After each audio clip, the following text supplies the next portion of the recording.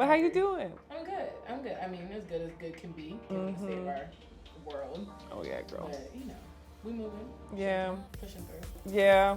I know, just trying to I'm trying to find the balance right now between just feel good content that's, I don't want to say is making me distracted, but giving me just some form of escapism. And then,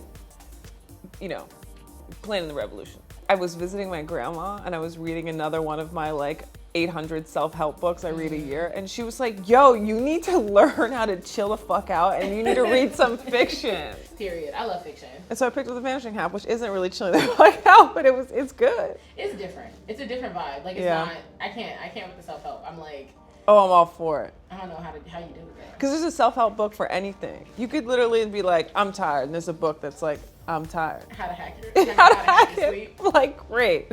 I'll read it. Give me all of them, I'm reading them. Oh, I'm a fiction girl. That's what I used to escape. I'm totally dive in. It's an easier escape. Sure. And I mean, we both need that because we go deep. I know. On everything. Hence this show.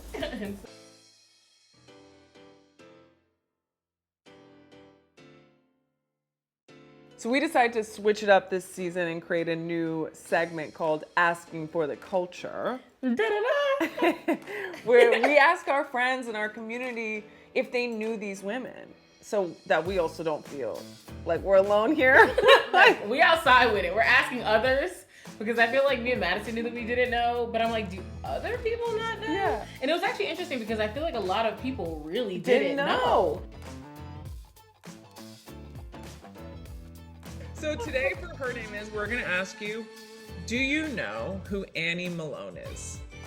I don't. I wish I did. Cool. That's okay. Neither did we.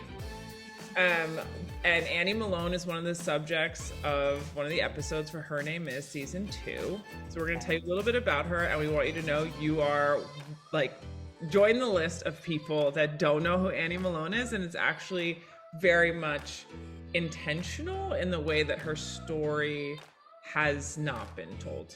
Amazing. Yeah. It's Annie Malone, time to know her name.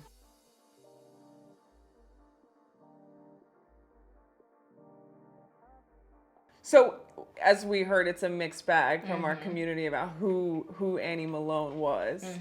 But let's get into that, right? That's the whole point of this show. Who is she? Yeah. What is her name? Yeah.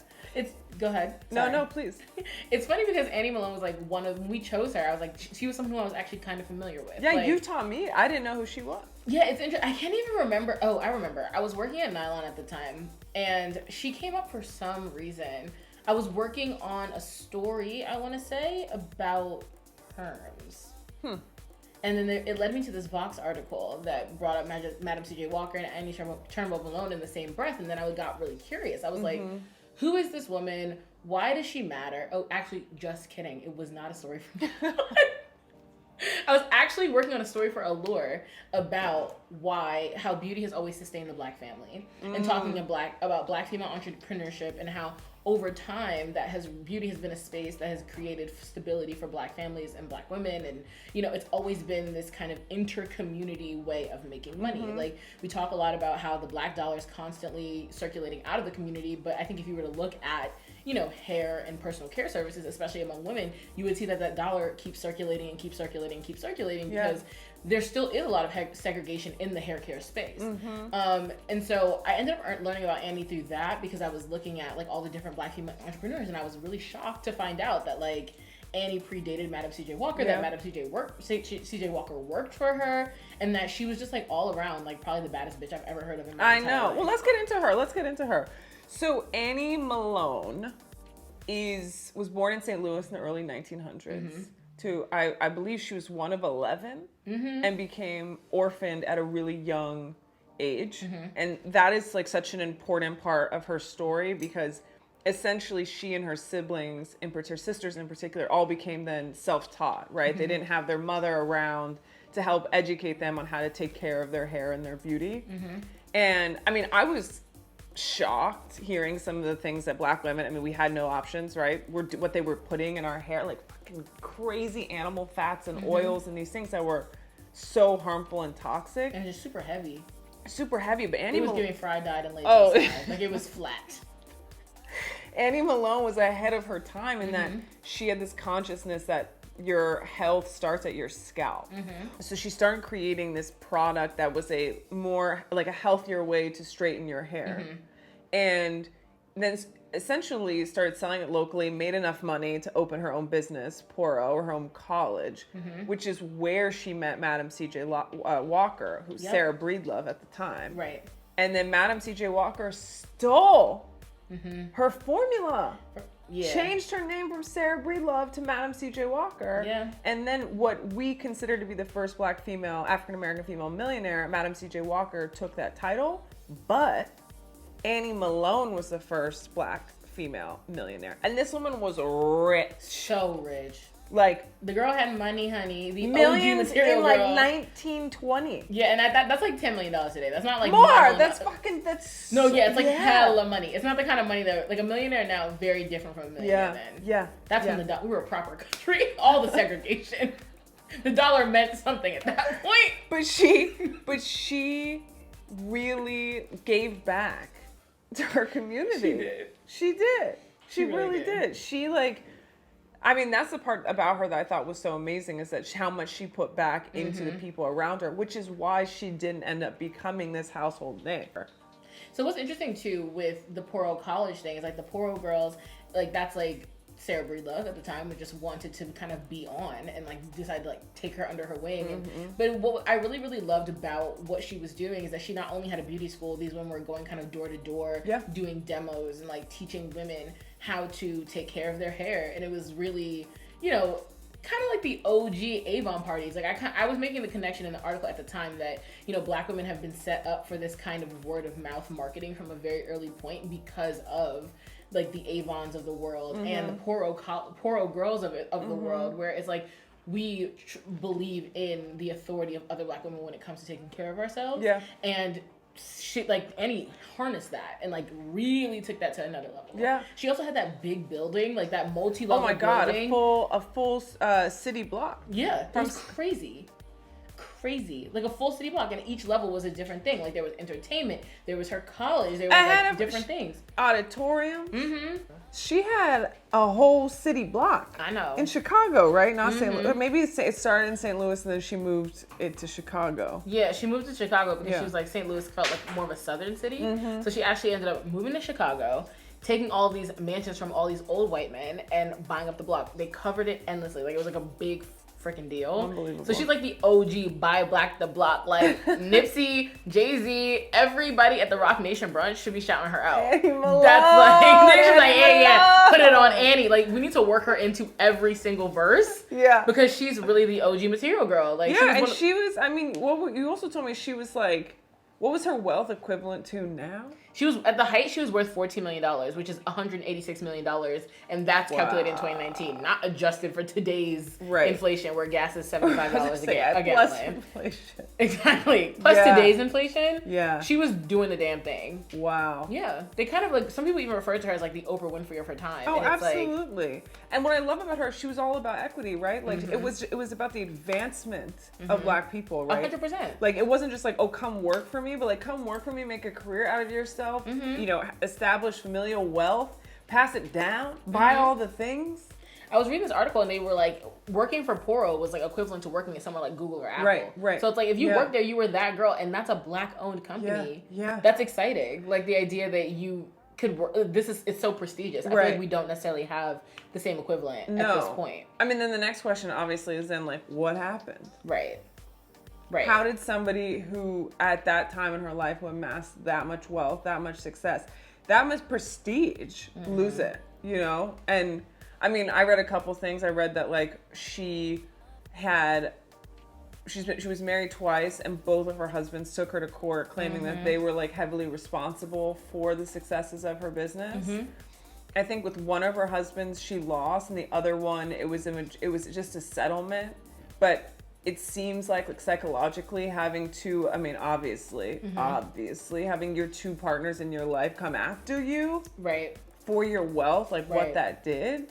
And so she ended up being essentially kind of, I mean, really like even an OG Warren Buffett style, like gave away majority of her wealth. Oh yeah. Like she died, I think, with only $100,000 left, And she had no kids, so she no just left kids. it to her. But her she nieces and gave nephews. all of it, like to Howard, to the NAACP. I mean, she was a prolific donor for the advancement of Black people. Oh yeah. So much so that like to think that that's why her legacy didn't persist is interesting, because in most cases, I mean, the argument is still true that like white people and racism erased her from our history books, but it's also fascinating to think that like she gave the wealth away and didn't sustain any of the businesses that made her, and didn't have any heirs or legacy. And it doesn't matter if they weren't her kids, did not choose a successor. Right. That to me is fascinating, that she just was like, no, because she died in her late 80s. Like she lived a long life. Yeah, and I mean it's interesting because like so many Black women are standing on the shoulders of her without even realizing it. Because I think that at this point, and just modern businesses in general, her marketing, the way she marketed to Black women and to people is a blueprint. It's brilliant. It was all about the emotional, more so than just even the product, and the product was also good. I mean, how many brands can we look at today that are trying to crack that formula, that want to, you know, really get into the psyche of their consumer, to, you know, and really have them embody the concept that this product, this thing is going to make my life better, is going to make me better. And people really believed that. But then underneath it all, outside of just a fire product, she additionally was also really walking the walk and talking the talk, and built something that was best in class, first of its name with Pearl College, and like really supported the entire community with her money and with her vision.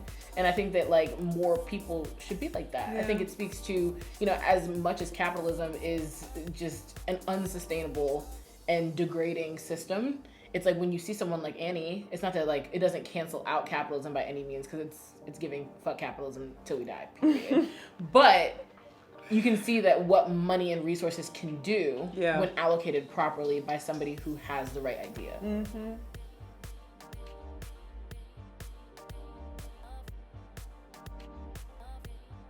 So this is kind of, for now we're going to talk about the context around Annie Turnbo Malone's life, like who she, like what was happening at the time. She was born in 1865, like was a daughter of enslaved people.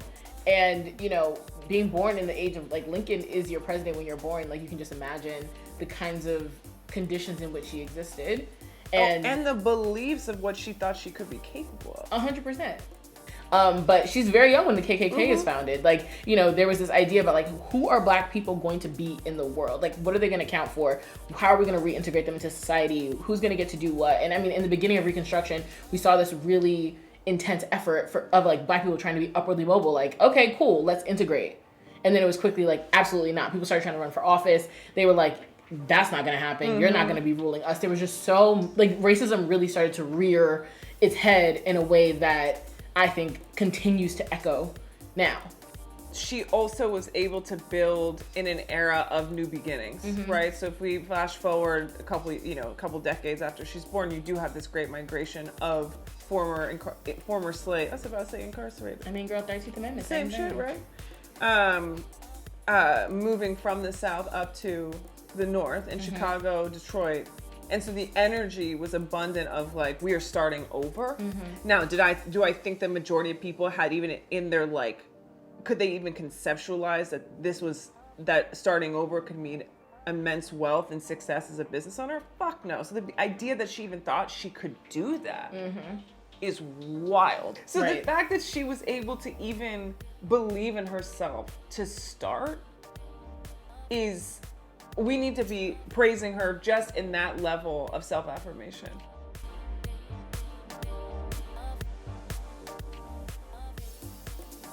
So in preparation for this episode, there were a couple pieces of content that we referred to as research. Womanica podcast is an amazing episode on Annie Malone that I highly recommend, hosted by Jenny Kaplan. Breaks down very succinctly who she was, her history, and why she matters. And we also read an amazing article by Vox that breaks down who Annie is as well. But the reality is, it was a lot of piecemeal. Look in all sorts of places. Things that I was like, I need a bibliography for this article. And let this be your number 3. Let this Annie Malone episode be research for you. when it comes to understanding who she is and why she matters. And share it. Well, thank you guys so much for listening to talk about Annie. Annie, and keep her name alive. Right, yeah. Like when you guys start talking about buying black to blog, bring up Annie Turnbo Malone. Amen. Because she actually did it, and she did it the right way. Mm-hmm. More stories to share, so stay tuned.